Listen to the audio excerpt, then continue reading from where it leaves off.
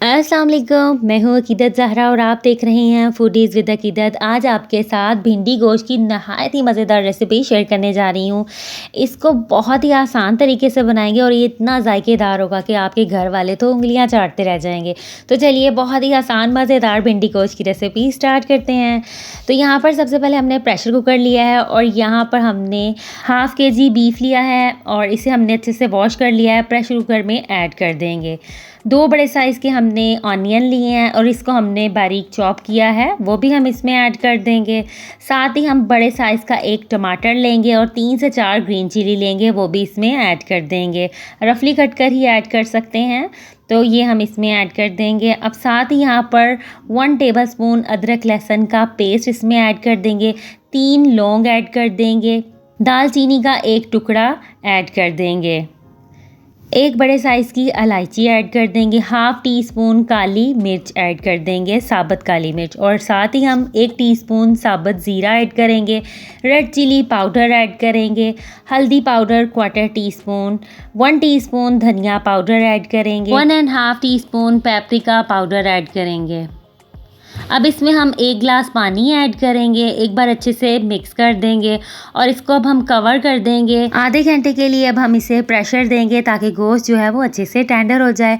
आप अपने कुकर के मुताबिक ही टाइम सेट कीजिएगा। गोश्त जब तक टेंडर हो रहा है तो हम नेक्स्ट स्टेप स्टार्ट करते हैं। यहाँ पर हमने भिंडी फ्राई करनी है, तो भिंडी हमने हाफ़ केजी ली है, उसे हमने पहले अच्छे से वॉश किया, फिर हमने इस तरह से उसे कट कर लिया।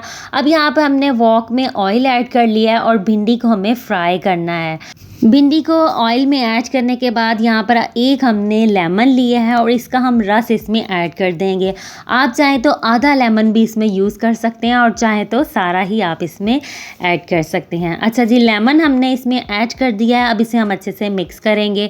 भिंडी को हम यहाँ पर मीडियम फ्लेम पर फ्राई करेंगे जब तक कि ये ब्राउन ना हो जाए। 5 से 7 मिनट के अंदर ये फ्राई हो चुकी है। इसे अब हम ऑयल से निकाल लेंगे। अब यहाँ पर हमने गोश्त जो कुकर में रखा था वो टेंडर हो चुका है। 1/4 कप इसमें ऑयल ऐड करेंगे, वही ऑयल ऐड कर देंगे जिसमें हमने भिंडी को फ्राई किया था। इसे अच्छे से हम मिक्स करेंगे। यहाँ पर इसकी भुनाई जो है वो बहुत ज़रूरी है। जितनी अच्छी भुनाई होगी उतना ही ज़बरदस्त इसका टेस्ट आएगा।